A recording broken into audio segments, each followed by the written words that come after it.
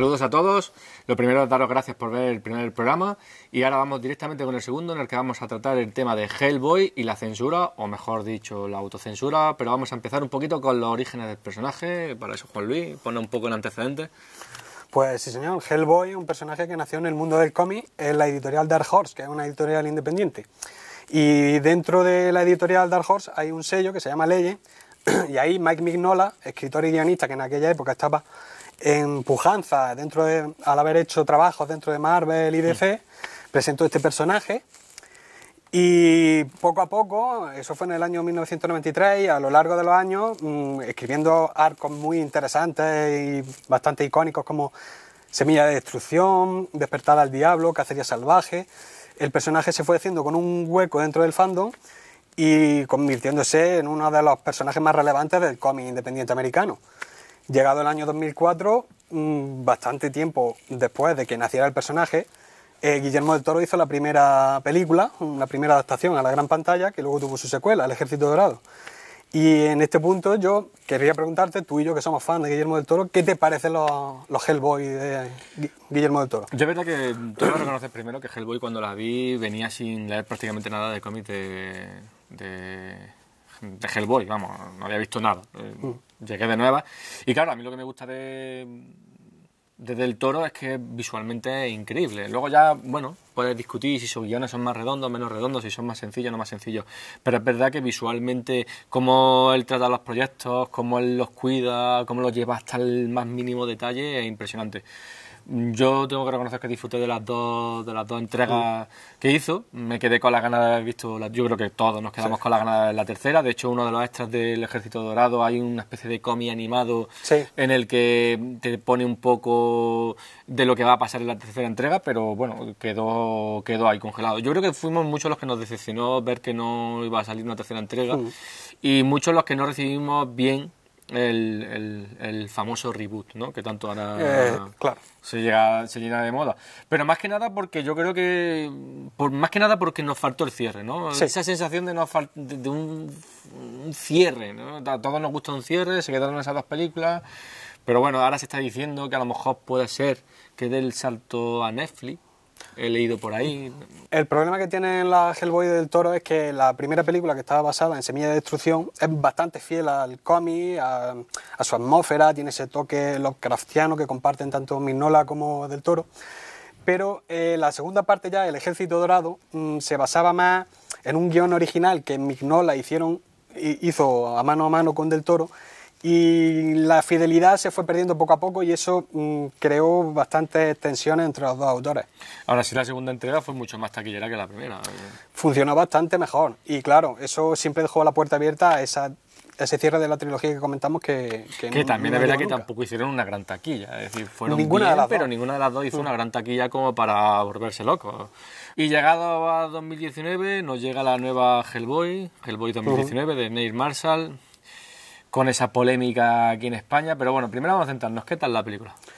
La película, en ciertos aspectos, es bastante fiel a los cómics, sobre todo en su atmósfera oscura, tenebre, incluso más que las de Del Toro, pero luego la tan cacareada violencia y el ultragore no es propio de los cómics de Mike Mignola, de Hellboy, ni de sus derivados, de las otras series que salieron después.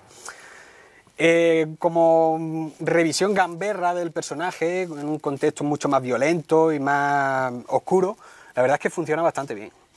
Tiene problemas con el guión, porque hay ciertas carencias narrativas y con el desarrollo de los personajes se pierde una cohesión que le diera más fuerza a la historia. Pero luego la estética está muy bien, el presupuesto no es demasiado alto, está bastante aprovechado porque Neil Marshall es un director que ya tiene muchas tablas en televisión y en cine. Y ese toque serie B hace que la película parezca muy de su impronta. Pero claro, volvemos a esas carencias narrativas y luego la violencia, que se puede disfrutar mucho en pantalla por el toque estético muy de serie B que tiene, pero que se aleja de los cómics. Y eso ya nos metería en el tema de la censura con la violencia. Claro, pero que hay que tener en cuenta que muchas veces lo que pasa, ¿no?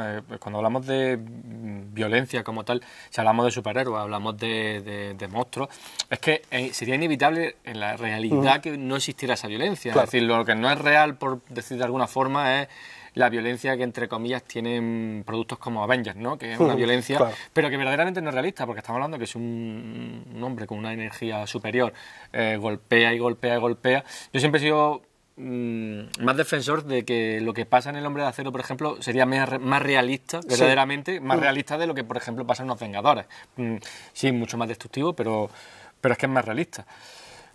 Con la violencia voy a lo mismo, es decir, si estamos hablando de que utiliza espadas, pistolas, es que no puede ser algo muy light, no sé. Ya llegando meramente a la polémica, la película no funcionó para nada bien en Estados Unidos, de hecho recibió críticas brutales, muy malas puntuaciones, que no creo que tampoco. Yo creo que me pasa a lo mejor una película que se va mejor con los pasos de los años, como le ha pasado a otras muchas. Fueron excesivamente negativos con la película. Muy, muy negativos. No sé si a lo mejor un poco por el recuerdo de las del Toro o no lo sé, a lo mejor como película independiente.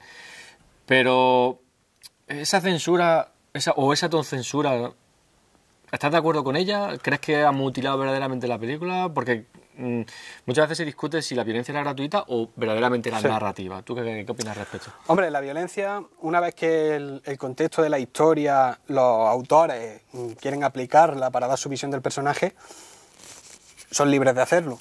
El problema discurre en esos problemas que ha tenido económicos la película, porque creo que no ha llegado ni a cubrir los 50 millones que costó del presupuesto, y las críticas tan furibundas que recibió, pues hicieron que la productora Lionsgate pues empezara a tomar decisiones suicidas.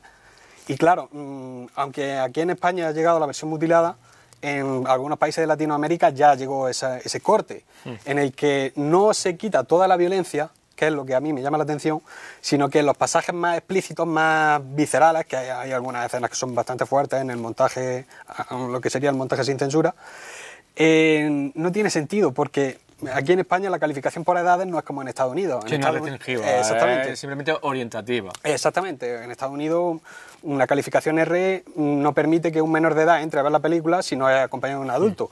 En España es distinto. Sí, de hecho, aquí en España yo he visto las salas con las dos entregas de Deadpool llenas de niños disfrutando, y eso ya entra a la opinión que cada uno tenga de lo que han hecho los padres con su hijo. Pero no tiene sentido, porque lo que han conseguido es darle mala publicidad a la película, enfadar a los fans que querían ver una versión íntegra, y tampoco es una película que puedan ver un niño siendo un fin de todos los públicos, porque es que no llega a serlo tampoco. Ahora voy a retomar un momentito lo de los fans, pero tú que has visto las dos versiones, sí. ¿Crees que pierde demasiado? ¿Pierde lo justo? Narrativamente no pierde. Ciertamente se han quitado escenas, pues lo típico, decapitaciones, mutilaciones, pero claro, el problema está en que el montaje que aquí ha llegado, que extrañamente está aprobado por Neil Marshall y sus colaboradores, extrañamente tiene algunos cortes bastante torpes, es decir, escenas que se nota que han cortado justo en el momento en el que iba a hacer explosiones el gore. Luego hay otras que sí, las han cambiado, han modificado incluso algunos de los monstruos que salen para que no sean tan virulentos, pero algunas la verdad es que hacen que el montaje pierda mucha cohesión y perjudica bastante al conjunto de la película. Vale, y ahora esto nos lleva a otro tema, que es el de los fans. Es verdad que aquí en España se queja mucho la gente porque decía precisamente eso, ¿no? De que si tenían la versión censurada que no iban a verla, ¿no? Una especie de, bueno, lo que se lleva ahora tanto de moda, ¿no? Que son los boicots. Sí. Yo quiero sacar otro tema ahora, ya cerrando este programa, sobre el poder de los fans. ¿Tú crees que muchas veces los fans se comportan de una manera demasiado tóxica con algunas decisiones que toma el estudio? Ya lo hemos visto recientemente con el final de Juego de Tronos, lo hemos podido ver también ya de manera casi que más exagerada con el tráiler de la nueva de Sonic. Sí. Y ahora ha pasado un poco con Hellboy. Es verdad que yo, por ejemplo, pues sí me molestó que se censurara. Yo soy uno de esos fans molestos por la censura, porque pensaba que no iba a ayudar mucho más a la taquilla, sino que iba a ser todo lo contrario. No lo ha hecho. Pero, ¿crees que el fan verdaderamente tiene un poder desmedido hoy día o no? Yo creo que no, porque es que tenemos que tener en cuenta incluso lo que viene a ser el fandom, es decir, las personas que estamos más implicadas en las películas, en los estrenos y que nos movemos por redes sociales. Ya somos un grupo que somos un porcentaje muy pequeño del público que luego va a ver la película. Si luego ese fandom lo divide entre los que no tienen problemas con ciertos cambios o ciertas perspectivas de algunas películas, como las polémicas que también hemos visto con Capitana Marvel, Sí, efectivamente. y o El último Jedi, que es una película de Star Wars que ha causado muchísima polémica, Los cazafantasmas. la versión de los cazafantasmas con mujeres, pues al dividir ese fandom, que no es un público demasiado grande, en dos mitades, queda un grupúsculo bastante pequeño que con más razón o menos razón quieren hacer ruido, pero no llegan a tener una verdadera repercusión a un nivel global, porque ahí tenemos la taquilla de Capitana Marvel, que es una película a la que se intentó realizar un boicot y demás tácticas un tanto ahí peculiares, y la película ha sido uno de los triunfos del año. Ha recaudado Más de 1.000 millones. Más de 1.000 millones. Sí, ha sido una barbaridad. El problema es que muchas veces creo que ¿estás de acuerdo con el que el fan se cree que el producto le debe algo? Pues yo no estoy de acuerdo, es decir, tú puedes seguir algo libremente y cuando deja de gustarte, pues oye, mira, hasta aquí hemos llegado, dejas de seguirlo, como pasa con la serie. Yo he habido series que está viendo y cuando han dejado de gustarme, he dejado de seguirla. Pero hay muchos fans que se cree que esa serie le debe, o esa serie o esa película o esa saga le debe algo. ¿Tú estás de acuerdo con eso? ¿Tú crees que verdaderamente eso es algo muy negativo, esa forma de pensar, de que el mundo del cine o del arte le debe algo a sus seguidores?